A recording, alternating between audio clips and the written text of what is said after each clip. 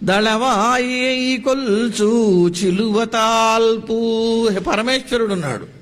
అసలు వరాలు ఇచ్చిందే ఆయన. అద్భుతంగా తలకాయ తెగొట్టుకుని హోమగుండంలో అయిపోతే ఇటువంటి ఘాత్యపు పనులు చెయ్యబోకు, నీకేం కావాలి, నీ తలని 100 సార్లు నరికినా మళ్ళీ పోకుండా నేను వరమిస్తున్నాడు అన్నాడు. అందుకనే రామచంద్రమూర్తి 101 సార్లు రావణాసురుడి తలలని తెగ నరికాడు. మనకు అమ్మవారు ఏదో కిల్లి పారేశాడంటుంది, గిల్లి పారేలా. ఆయన ఎంత అవస్థపడ్డాడో, ఎందుకని ఈ తలలు మళ్ళీ మొలుస్తున్నాయో తెలుసుకోలేకపోయినాడో, చివరికి మారుతి వచ్చి ప్రబోధం చేసి ఆ మాతలి చెప్తాడు, నువ్వు అసలు మర్చిపోయావు, నీ సంగతి ఏమిటన్నాడు. ఒకటే మాట, రథం ముందు కూర్చొని రథం తోలుతూ రధికుడు గొప్పవాడు అవుతే సారథి గొప్పవాడు కావాలి, సారథి గొప్పవాడైతే తగిన రధికుడు దొరకాలి. ఇవి రెండూ లేకపోతే వాడు బాగా సారథ్యం చేసినా వీడు బాణం వేయలేకపోతే చిక్కిపోతాడు.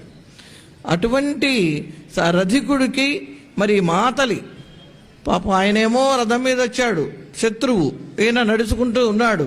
అలా యుద్ధం చేయడం ధర్మం కాదు. వాడు రథంలో ఉంటే వీడు రథంలో ఉండాలి, వాడు నుంచుంటే వీడు నుంచోవాలి. అలా మాతలని దేవేంద్రుడు పంపిస్తే రథం ఇచ్చి ఆ రథంలో కూర్చున్నాడు.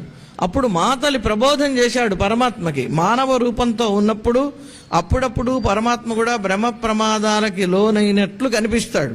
ఇలా బ్రహ్మ ప్రమాదాలకి లోనైనట్లు రామచంద్రమూర్తి కూడా కనిపించేసరికి మాతలి చెప్పాడు, కిమా ఆత్మానం మహాత్మానం ఆత్మానం నావబుద్ధ్యసే.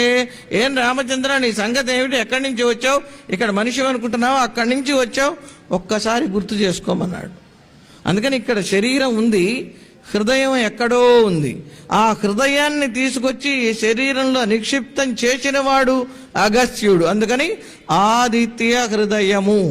అక్కడ బహిరంగంగా ధరించే కవచం నారాయణ కవచం. కవచం పైన ఉంటుంది, హృదయం లోపల ఉంటుంది. నారాయణ కవచం లేకపోతే భాగవతానికి విలువ లేదు, ఆదిత్య హృదయం లేకపోతే రామాయణానికి విలువ లేదు. అంతటి అగస్త్యుడు పరుగున వచ్చి మరి ఉపదేశం చేశాడు. అగస్త్యుడు చెప్తాడా, విశ్వామిత్రుడు చెప్తాడా, ఏమనుకోరా. ఆపద్ సమయంలో ఎవరు వెళ్ళి భగవంతుని వైపు మనకి తగినటువంటి ఆలోచనని మళ్ళిస్తారో వాళ్ళు నిజమైనటువంటి ఆచార్యులు.